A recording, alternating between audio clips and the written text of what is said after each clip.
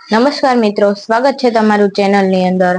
આજે આપણે જોઈશું પ્રકરણ નંબર 5, આકાર અને ભાત, શેપ અને ડિઝાઇન।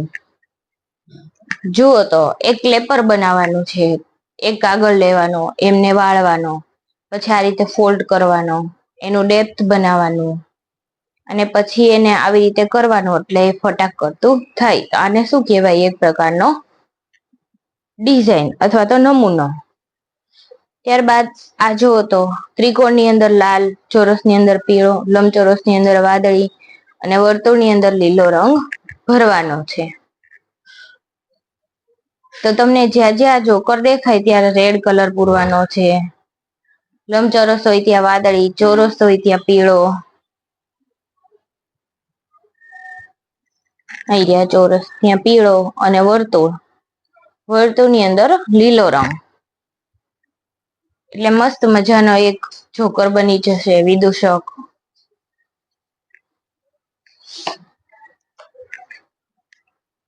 નીચેની આકૃતિઓમાં કેટલા ત્રિકોણ છે? આ 1, 2, 3, 4, 5, 6, 7, 8 8 ત્રિકોણ છે। પછી આ આકૃતિમાં જુઓ તો તમે 1, 2, 3, 4, 5, 6, 7 અને 8।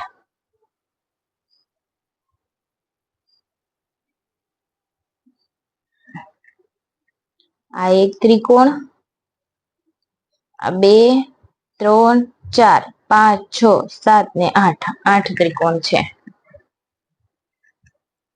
આમની અંદર કેટલા ત્રિકોણ છુપાયેલા છે? નાના નાના કેટલા છે? 1, 2, 3, 4, 5, 6, 7, 8, 9, 10, 11 અને 12 આટલા ત્રિકોણ છે। નીચે આપેલ આકૃતિમાં સૌથી મોટો લંબચોરસ શોધો। આ લંબચોરસ છે। હવે જુઓ તો આની અંદર સૌથી મોટો લંબચોરસ કયો થાય છે? એક આ વાળો થાય અને એક આ થાય। આ આકૃતિની અંદર સૌથી મોટો લંબચોરસ આ થાય, અને આ આકૃતિની અંદર સૌથી મોટો લંબચોરસ આ થાય। ધાર અને ખૂણા। મિતા અને તેના મિત્રો ટીંકુની આંખે પાટો બાંધ્યો હતો અને તેની પોતાની ઈચ્છા થાય ત્યાં સુધી તાલી પાડવાની હતી, અને બાકીના બધા આ દાવ દે છે। ટીંકુ એને આંખે પટ્ટો બાંધી દીધો છે, એને તાલી પાડવાની, એટલે આ લોકો ગોળ ગોળ ફરે અને ખૂણો આવે ત્યાં અટકી જવાનું। ઉપર આપેલ ચિત્રને જોઈ તમે કહી શકશો કે કોણ આઉટ છે? જે ખૂણા વગરનો હોય એ આઉટ। ગુડ્ડુ ક્યાં ઉભી છે? જો ખૂણા ઉપર નથી ઉભી, આ ટેબલની ધાર ઉપર ઉભી છે, અથવા તો ખૂણા વગર। આ રમત ગોળ ટેબલની આજુબાજુમાં રમી શકાય। શા માટે? ગોળની આજુબાજુમાં આ રમત રમી શકાય નહીં, કારણ કે વર્તુળની અંદર ખૂણો હોય નહીં। આને કહેવાય ધાર, આને કહેવાય ખૂણા। તો આજે આપણે જોઈશું કયા આકારની અંદર કેટલા ધાર હોય છે, કેટલા ખૂણા હોય છે।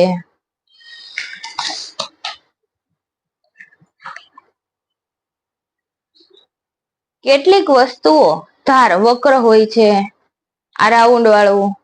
તમારી આજુબાજુ જુઓ અને સીધી વક્ર ધાર વાળી વસ્તુ જુદી પાડો। સીધી ધાર વાળી વસ્તુઓને કેટલા ખૂણા હોય છે? સીધી ધાર હોય એને કેટલા ખૂણા હોય? સીધી ધાર ને એક ખૂણો ન હોય, વક્ર ધાર વાળી ને એક નો હોય। જેને સીધી અને વક્ર ધાર હોય તેવી વસ્તુઓ શોધવાનો પ્રયત્ન કરો। જો આ આકૃતિ આપેલી છે, એમાં જો આ સીધો આકાર અને આ વક્ર ધાર। હવે જો કાગળને વાળવાનો છે, એમાં 1 ખૂણા, 2 ખૂણા, 3 ખૂણા એવી રીતે આપણે શોધવાનું છે। હવે જોઈએ તો કયા આકારને કેટલા ખૂણા હોય? સમઘન પાસો કેવો હોય આકારમાં? સમઘન। તો સમઘનના ધારની સંખ્યા કેટલી હોય? જુઓ તો આ સમઘન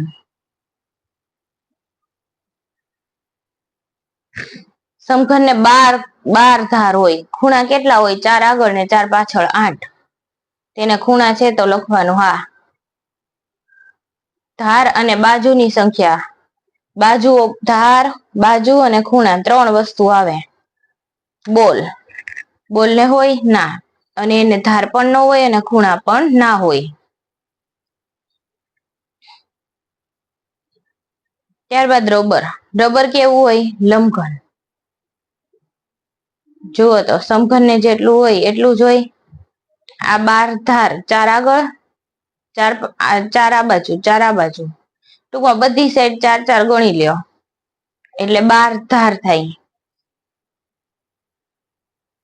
અને બાજુઓ આની કેટલી હોય? 1 આગળની બાજુ, 1 પાછળની બાજુ, 3 4 5 અને 6. પુષ્ઠ કેટલા આવે? 6.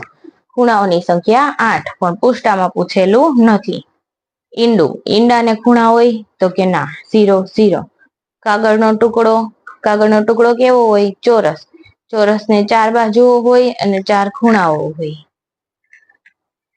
લંબચોરસની અંદર પણ એવું હોય. નીચેની આકૃતિમાં જેમને ખૂણા છે તેમને સાચાની નિશાની કરો. આ આકૃતિમાં વક્રરેખાઓ છે. જુઓ તો આધાર વગરની કહેવાય. એની અંદર ખૂણાઓ જોવા મળે નહીં. આમની અંદર ખૂણા હોય, અહીંયા પણ ખૂણા છે અને અહીંયા પણ જુઓ ખૂણો થઈ શકે છે. માત્ર સીધી રેખાઓ વાપરીને તમે આ એક આકૃતિ દોરી શકો છો જેને ખૂણાઓ ન હોય. જો આ માત્ર સીધી રેખાઓ વાપરીને તમે એક આકૃતિ દોરી શકો કે જેને ખૂણાઓ ન થતા હોય.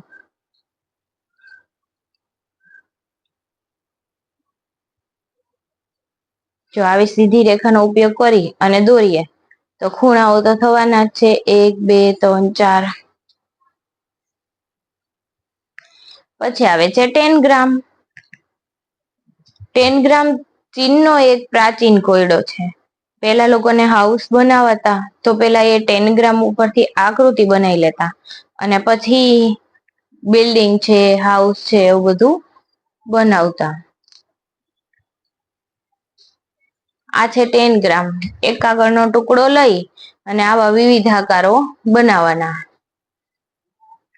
ત્યારબાદ પેટર્ન તો તમે ઘણી જગ્યાએ જોયું હોય.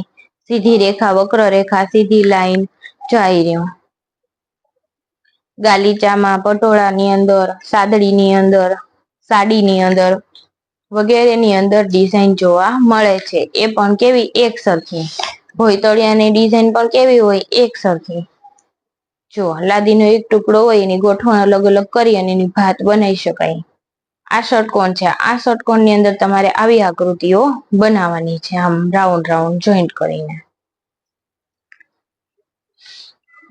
ત્યારબાદ આ પણ લાદીની ડિઝાઇન છે. અહીંયા બધી ત્રિકોણ દોરી અને એકમાં મરૂન, અંદરની ભાગમાં મરૂન કલર પૂરવાનો અને બહારના ભાગમાં પિંક કલર પૂરવાનો.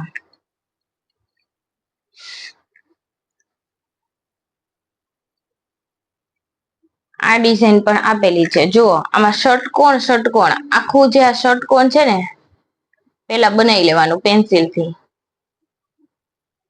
આખા ષટકોણની અંદર પીળો રંગ, આખા ષટકોણની અંદર પીળો રંગ, આ ષટકોણની અંદર પણ પીળો રંગ, આ ષટકોણની અંદર પણ પીળો રંગ, બાકી બધે આખાના ત્યાં બધી કેસરી કલરનો રંગ પૂરી દેવાનો. આ ષટકોણ છે. પાછો ષટકોણની અંદર બધી પીળો રંગ આવવો જોઈએ એટલે ભાત બની જશે. અહીંયા તો ઉપરથી જોઈને જ રંગ પૂરવાના છે. ઉપર માનો કે અહીંયા પોપટી અને મરૂન આપેલો છે તો તમે પિંક અને બ્લુ લઈ શકો. આમાં પણ બીજો કલર લઈ શકો.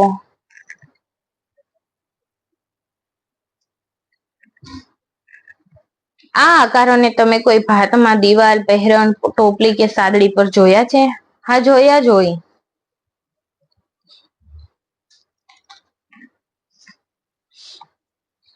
આ થઈ ગયું તમારું પ્રકરણ નંબર 5. થેન્ક યુ બાળ દોસ્તો.